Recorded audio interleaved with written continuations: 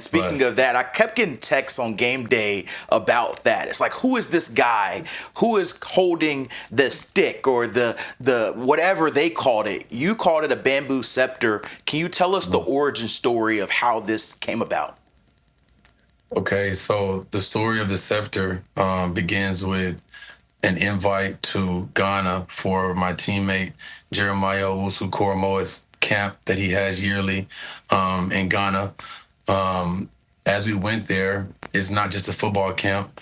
And shout out to Jeremiah, a very honorable man, one of the most honorable men that I've ever met, sportsmen and men in general off the field. We traversed through Ghana, traveled, visited the King in the Western region where this picture was taken, and visited the Cape Coast, a very historically relevant dungeon as it relates to the transatlantic slave trade. So as I'm going through this tour in this dungeon castle, learning about how the slaves were held, learning about the death dungeon, he explained to me, hey, Tony, you can try to calm your emotions by speaking with the ancestors, like trying to have a conversation with them as we're walking through this dungeon and castle. He picked up some rocks and dust off the ground and put it in my hand. It's a bit of a culture shock, being that I'm from Texas. And as we traversed the last 30 minutes of the tour, I ended up just saying these words in dialogue. If you're there, ancestors, I would ask that you grant me the wisdom, the guidance, and the strength in order to like transmute this anger, which is just an energy that I felt in my chest, into something that I could use to be functional, that I can make you proud. So I asked for wisdom, guidance, and strength. So as we left out of the dungeon castle, it is along the shores of the Cape Coast. I walked out into the water to kind of clear my mind.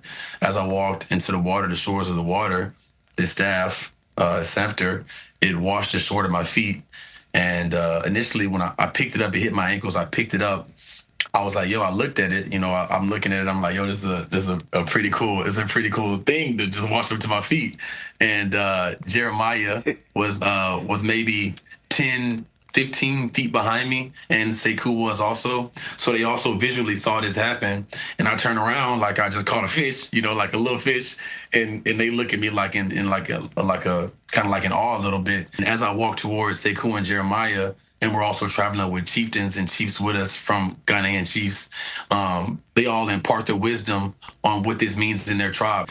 And every person that imparted the wisdom kind of like helped me understand the meaning behind attaining this in the way that I did. Well, Tony, first of all, thank you for that powerful description. I can feel your emotion. And as you go through the rest of the preseason and the season, will this continue to be a ritual for you? Correct. I carry this with pride and with honor as it connects me to something greater than myself. I continue to walk with this to empower others, and I want people to rise right with me. That's what this term Apex is for at the top. So like, I definitely will continue to empower others with my word and, help people shine light by being my authentic self, by carrying the staff. Yes, sir.